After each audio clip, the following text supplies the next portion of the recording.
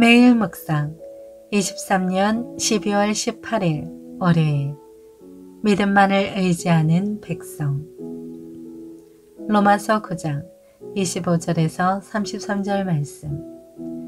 호세아서에서는 하나님께서 말씀하시기를 내가 내 백성이 아닌 자를 내 백성이라 사랑받지 못한 자를 사랑받는 자라 부를 것이다.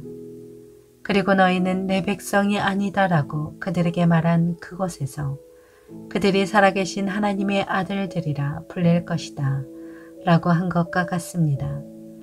이사야도 이스라엘에 대해 부르짖기를 비록 이스라엘 자손의 수가 바다의 모래와 같을지라도 오직 남은 자만 구원받을 것이다. 주께서 그 말씀하신 것을 땅 위에서 온전하고 신속히 이루실 것이다 라고 했습니다. 또한 이사야가 미리 말하기를 만군의 주께서 우리에게 씨를 남겨두지 않으셨더라면 우리는 소돔같이 되고 고모라같이 됐을 것이다 라고 한 것과 같습니다. 그렇다면 우리가 무슨 말을 하겠습니까? 의를 따르지 않는 이방 사람의 의, 곧 믿음으로 인한 의를 얻었으나 의의 율법을 따르던 이스라엘은 율법에 이르지 못했습니다. 그 이유가 무엇입니까? 이는 그들이 믿음에 의해서가 아니라 행위로 의를 얻는 것처럼 행했기 때문입니다. 그들은 걸림돌에 걸려 넘어지고 말았습니다.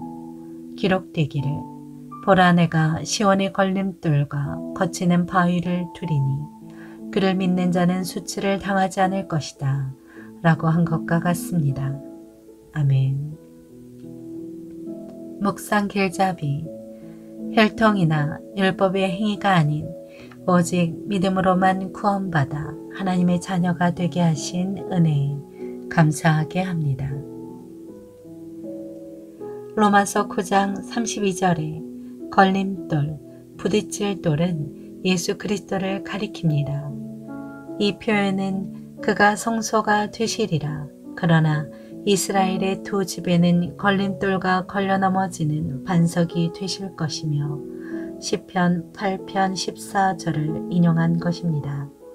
바울은 걸림돌이 그리스도를 가리킨다고 보았습니다. 하나님은 세상 모든 일에 결정권을 가지고 계십니다.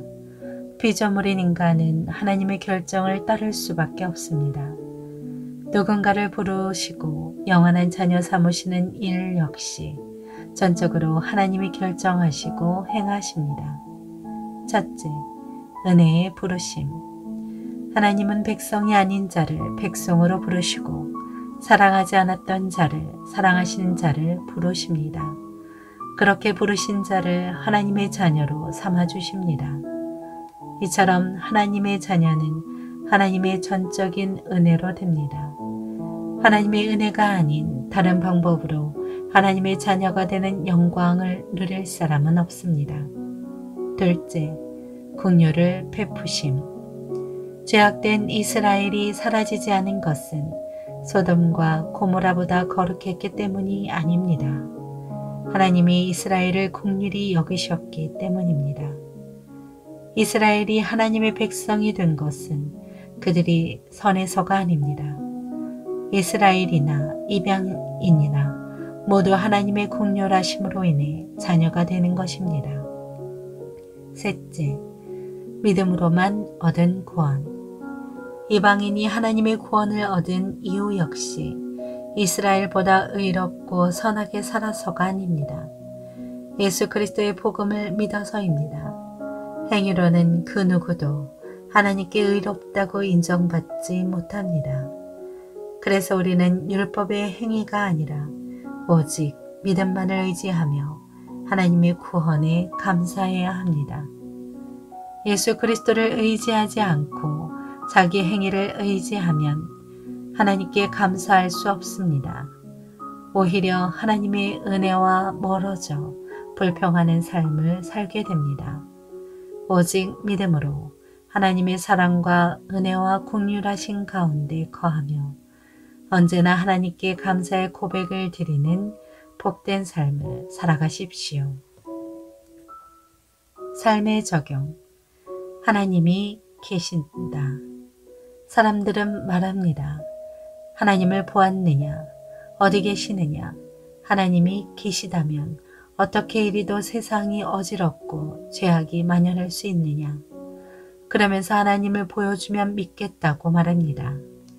천지와 바다와 만물을 지으신 하나님의 능력과 신성이 만물 가운데 보여도 사람들은 어리석고 우둔하여 죄와 타락으로 빠져들고 있습니다.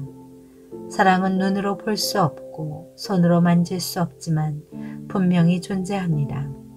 하나님이 계신 곳에 사랑이 있고 사랑이 있는 곳에 하나님이 계십니다. 하나님께 행위로 인정받으려고 하지 말고 믿음과 감사로 인정받으며 삽시다. 기도합니다. 주님, 전적인 하나님의 은혜만을 기뻐하고 자랑하는 자녀가 되게 하옵소서. 예수님의 이름으로 기도합니다. 아멘.